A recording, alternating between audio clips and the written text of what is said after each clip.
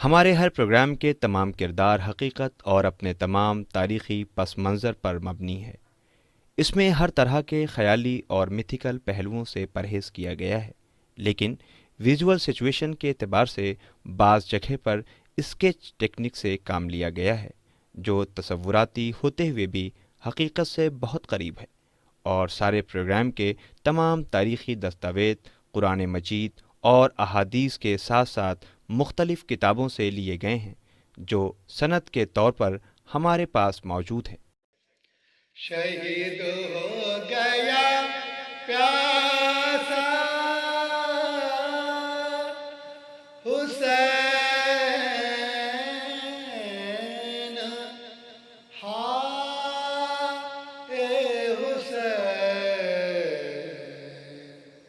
بسم اللہ الرحمن الرحیم۔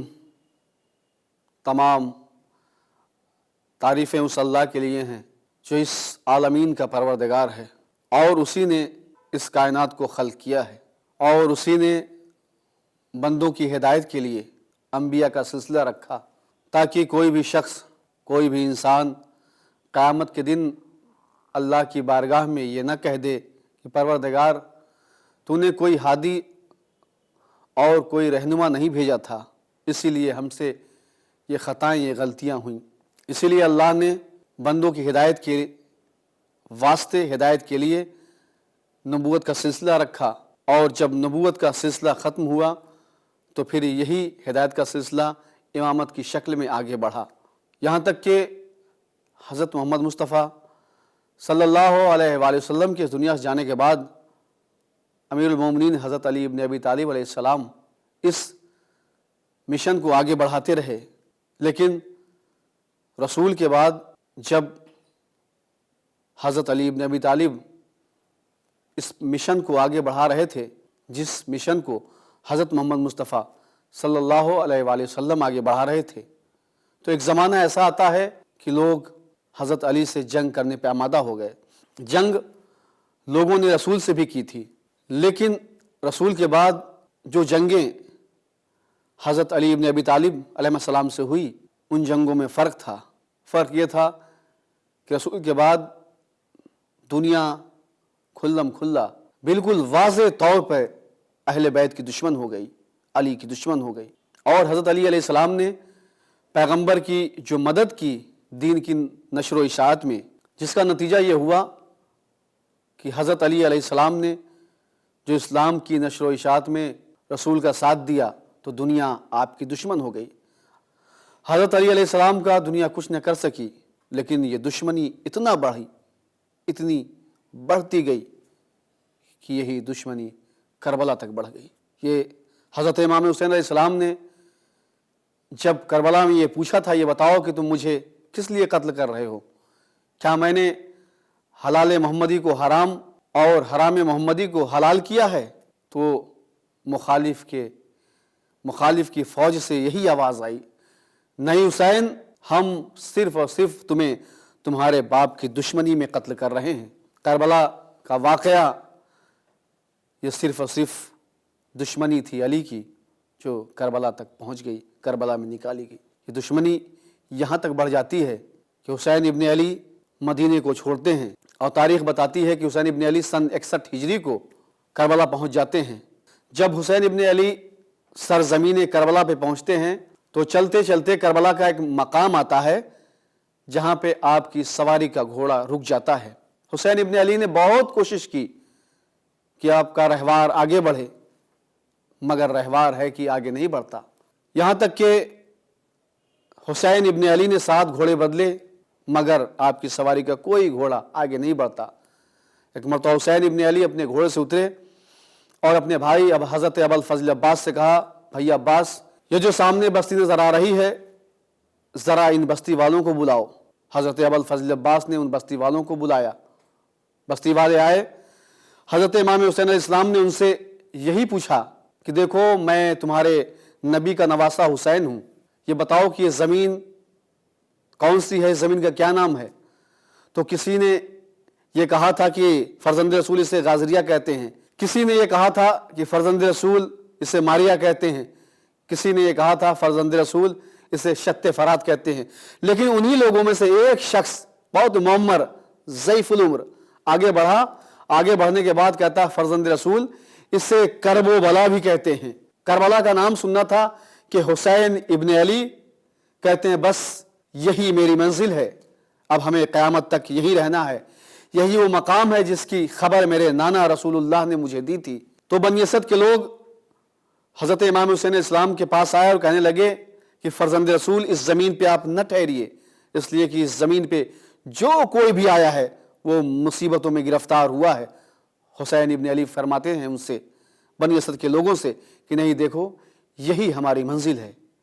اب اسی زمین کی ہمیں خبر دی گئی تھی، قیامت تک ہمیں یہی رہنا ہے۔ اس کے بعد حسین ابن علی بنی اسد کے لوگوں کو بلاتے ہیں، اب بلانے کے بعد کہتے ہیں بنی اسد کے لوگوں یہ زمین کس کی ہے؟ کسی نے کہا فرزند رسول فلاں شخص کی ہے۔ حضرت امام حسین علیہ السلام نے اس شخص سے زمین خریدی، زمین خریدنے کے بعد اسی انسان کو واپس کر دی وہ زمین، کہا یہ لو اس زمین پہ تم کھیتی باڑی کرو، ہمیں یہ زمین نہیں چاہیے، ہاں بس اتنا یاد رکھنا کہ دیکھو اسی زمین پہ ہمارا خون بہایا جائے گا، اسی زمین پہ ہماری اولاد کو 3 دن کا بھوکا پیاسا قتل کر دیا جائے گا، بس یاد رکھنا کہ ہماری شہادت کے بعد اگر ہمارا چاہنے والا کوئی ہماری قبر کا نشان پوچھتے ہوئے آ جائے تو اسے ہماری قبر کا نشان بتا دینا۔ بنی اسد کے لوگوں ہمارے چاہنے والوں کو 3 دن مہمان رکھنا، اور جو ہمارا چاہنے والا آئے سب سے پہلے اسے پانی پیش کرنا۔ اس کے بعد حضرت امام حسین علیہ السلام نے بنی اسد کی عورتوں سے کہا، وصیت کی، پھر اس کے بعد بچوں سے کہا کہ دیکھو اگر تمہارے والدین یزیدی لشکر سے ڈر کے نہ آ سکے تم کھیلنے کے بہانے فرات کے کنارے آنا اور ایک ایک مشت خاک ہمارے جسموں پہ ڈال دینا۔ تاریخ بتاتی ہے کہ حضرت امام حسین علیہ السلام نے بنی اسد کے لوگوں، عورتوں اور بچوں سے وصیت کی، کرنے کے بعد اب وہ وقت بھی آ جاتا ہے کہ جب عصر عاشور کربلا میں حضرت امام حسین علیہ السلام سجدہ آخر میں سر جھکاتے ہیں، آپ کے سر و تن میں جدائی ہوتی ہے۔ 72 شہداء کے لاشیں زمین کربلا پہ بے گور و کفن پڑے ہوئے تھے، 3 دن کا بھوکا پیاسا شہید کر دیا گیا، یہاں تک کہ 11 محرم کو یزیدیوں نے اپنے کشتہائے نجس کو دفن کر دیا، مگر اہل بیت رسول کا لاشا یوں ہی بے گور و کفن کربلا کی اس جلتی ہوئی زمین پہ پڑا ہوا تھا۔ تاریخ بتاتی ہے، روایتوں میں ملتا ہے کہ جب 12 یا 13 محرم کو بنی اسد کی عورتیں فرات کے قریب آئیں، چونکہ بنی اسد کے جو محلے تھے، جو ان کی بستی تھی، وہ فرات کے کنارے تھی، کچھ ہی فاصلے پہ تھی، وہ عورتیں پانی بھرنے کے غرض سے آئیں۔ اب جو زمین کربلا پہ آئیں، مقتل میں آئیں، تو کیا دیکھتی ہیں کہ زمین کربلا پہ شہداء کے لاشیں پڑے ہوئے ہیں، ان کے جسموں سے خون بہہ رہے ہیں،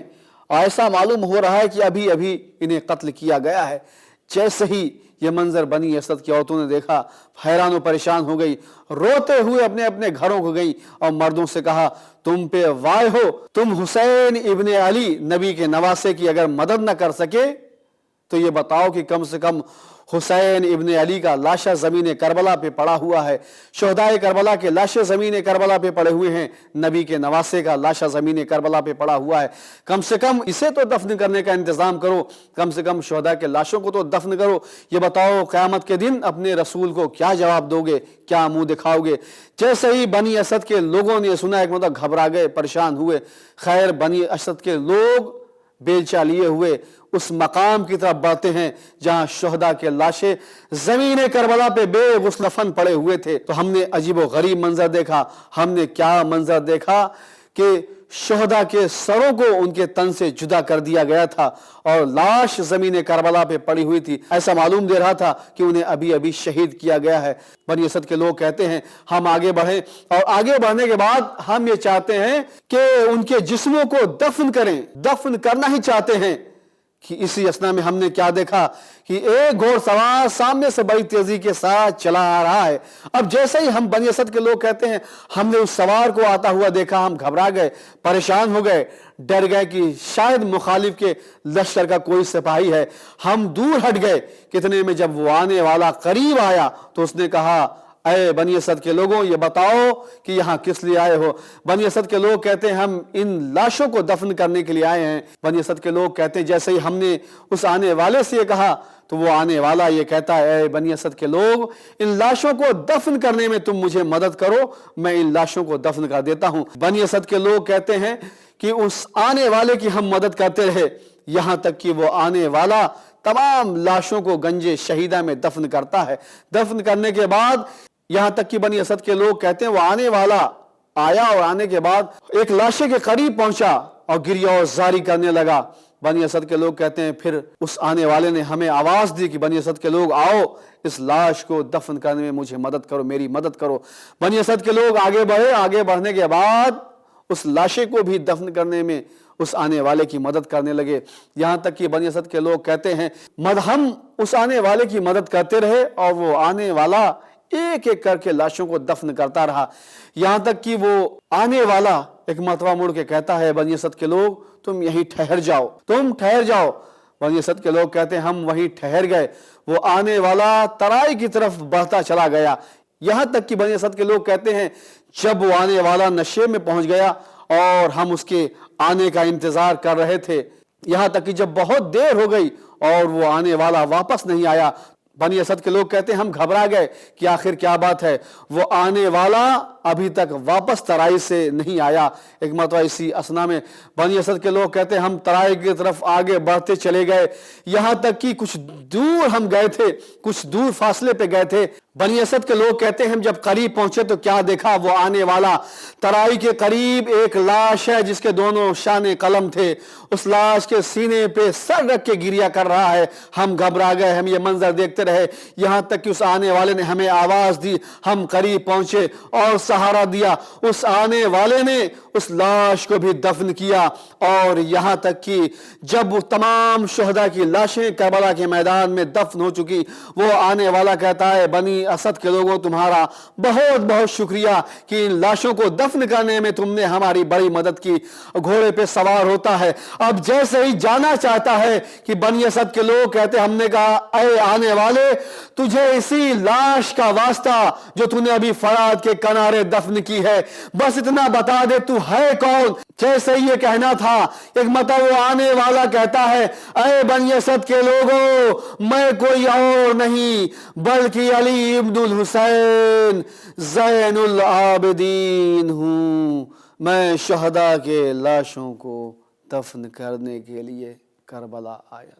سیعلم الذین ظلموا ای منقلب ینقلبون ربنا تقبل منا انک انت السمیع العلیم۔